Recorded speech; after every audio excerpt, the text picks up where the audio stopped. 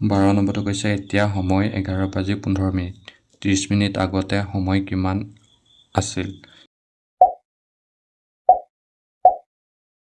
যদি 11:15 পৰা 30 মিনিটটো বিয়োগ কৰি দিওঁ তেতিয়া থাকিব 10:45।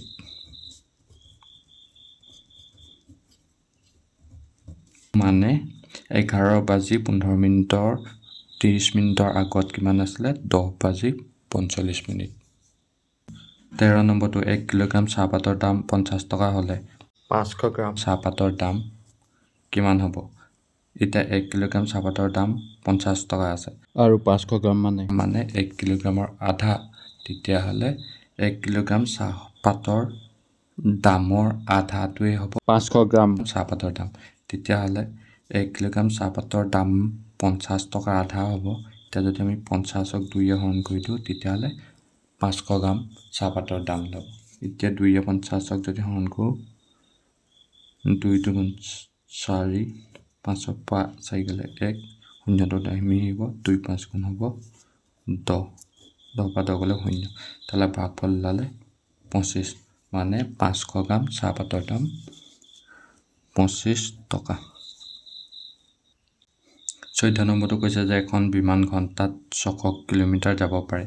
বিমানখনে 10 মিনিটত কিমান দূৰ বাট যাব? এতিয়া কৈছে যে ঘণ্টাত কি হৈছে 600 কিলোমিটাৰ যাব পাৰে, মানে 1 ঘণ্টাত থাকে 60 মিনিট। তেতিয়াহ'লে 60 মিনিটত যায় 600 কিলোমিটাৰ। 60 মিনিটত 600 কিলোমিটাৰ যায়।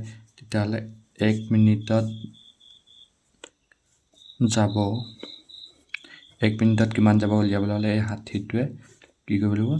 600 কিলোমিটাৰ হৰণ কৰিব লাগিব। এতিয়া 60য়ে যদি 600ক আমি হৰণ কৰোঁ তেতিয়া যাব 10 বাৰ, মানে 10 কিলোমিটাৰ। 1 মিনিটত যায় 10 কিলোমিটাৰ। তেতিয়াহ'লে এতেকে 10 মিনিটত যাব 1 মিনিটত যায় 10 কিলোমিটাৰ। তেতিয়াহ'লে 10 মিনিটত যাব উলিয়াবলৈ হ'লে এই 10ৰ লগত 10 কিলোমিটাৰটো পূৰণ কৰিব লাগিব। এতিয়া 10ৰ লগত 10 কিলোমিটাৰটো পূৰণ কৰিব লাগিব। এতিয়া 10ৰ লগত 10 পূৰণ কৰিলে হ'ব 10 দুগুণ 100 কিলোমিটাৰ, মানে 10 মিনিটত 100 কিলোমিটাৰ যাব। 15 নম্বৰটো দুটা সংখ্যাৰ যোগফল 180, তাৰে এটা সংখ্যা 55 হ'লে আনটো সংখ্যা কিমান হ'ব?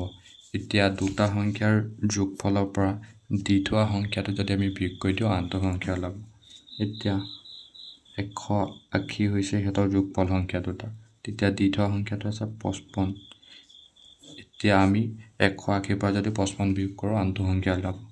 এইটো ধাৰ কৰা অংক, 10ৰ পৰা 5 গ'লে হ'ব 5, ইয়াত থাকিব 7, 7ৰ পৰা 5 গ'লে হ'ব 2 আৰু 1টো নামি আহিব, মানে আনটো সংখ্যা হ'ব 125। 16 নম্বৰটো এজন বেপাৰীয়ে 24 টকাত 1 ডজন কল কিনি প্ৰতিটো 3 টকাকৈ বিক্ৰী কৰিলে কিমান টকা লাভ হ'ব সুধিছে। এতিয়া 1 ডজনত থাকে 12টা। তেতিয়াহ'লে এটা কলৰ দাম যদি 3 টকাকৈ বিকে তেতিয়াহ'লে 12টা কলত বিকিব। এতেকে 1 ডজন কলৰ বিক্ৰী দাম কি হ'ব? এটা কলত যদি 3 টকাকৈ হয় তেতিয়াহ'লে 12টা কল উলিয়াবলৈ হ'লে 12টা কলৰ দাম উলিয়াবলৈ হ'লে 12 পূৰণ 3 টকা। তেতিয়াহ'লে 3 বাৰ হ'ব 36 টকা। তেতিয়াহ'লে 1 ডজন কলৰ বিকা দাম হ'ল 36 টকা আৰু কিনি আনিছিলে 24 টকা।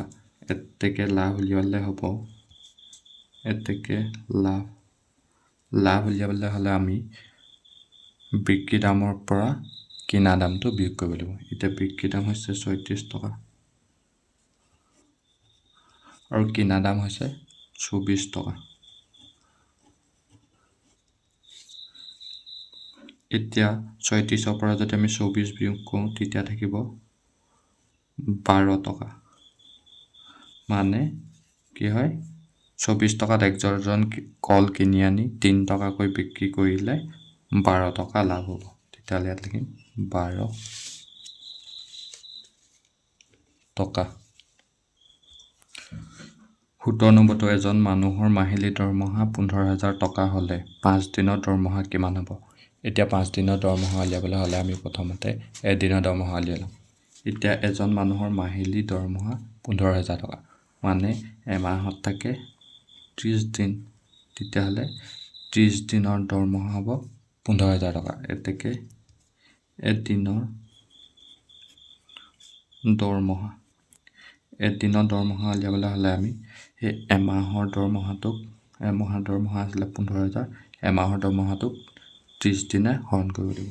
এতিয়া ইয়াত এটা শূন্য, ইয়াত এটা শূন্য, 3 1500 হৰণ কৰিলে যাব 500। মানে এদিনৰ দৰমহা হ'ব 500 টকা। এদিনৰ দৰমহা যদি 500 টকা হয়, এতেকে 5 দিনৰ দৰমহা উলিয়াবলৈ হ'লে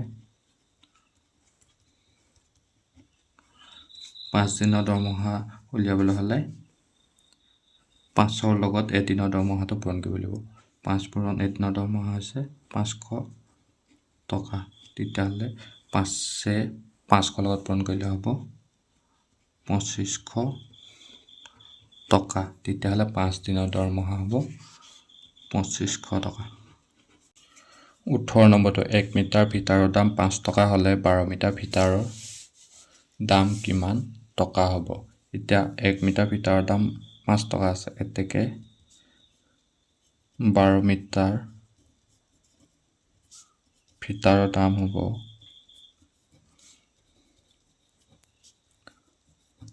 এতিয়া 12 মিটাৰ ফিটাৰৰ দাম উলিয়াবলৈ হ'লে 12ৰ লগত 1 মিটাৰ ফিটাৰৰ দামটো পূৰণ কৰিব লাগিব। 1 মিটাৰ ফিটাৰৰ দাম আছে 5 টকা।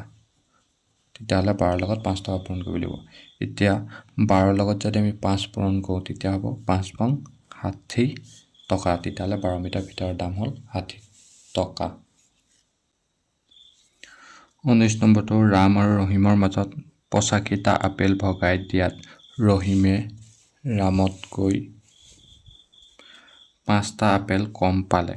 কোনে কেইটাকৈ আপেল পালে? এতিয়া যিহেতু ইয়াত কৈছে যে ৰহিমে ৰামতকৈ 5টা আপেল কম পালে, তেতিয়াহ'লে ৰামে বেছি পালে। ৰামে কেইটা বেছি পালে? 5টা বেছি পালে। তেতিয়াহ'লে ৰামে বেছি পোৱা 5টা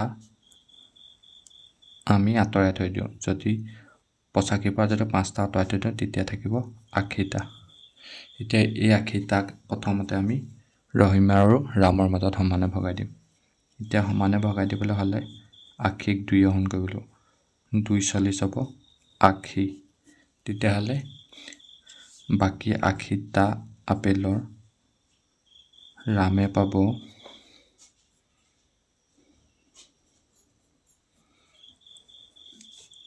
40টা আৰু ৰহিমে পাব 40টা। যিহেতু ৰহিমে ৰামতকৈ 5টা আপেল কম পালে, তেতিয়াহ'লে বেছিকৈ পালে ৰামে। এতিয়া বেছিকৈ পোৱা 5টা যিটো আমি আঁতৰাই থৈছিলোঁ, সেই 5টাটো আমি ৰামৰ লগত যোগ দি দিম। তেতিয়াহ'লে 40 5 হ'ব 45 আৰু ৰহিমে পাই আছে 40টা। তেতিয়াহ'লে ইয়াত ৰামে পাব 45টা আপেল আৰু ৰহিমে পাব 40টা আপেল।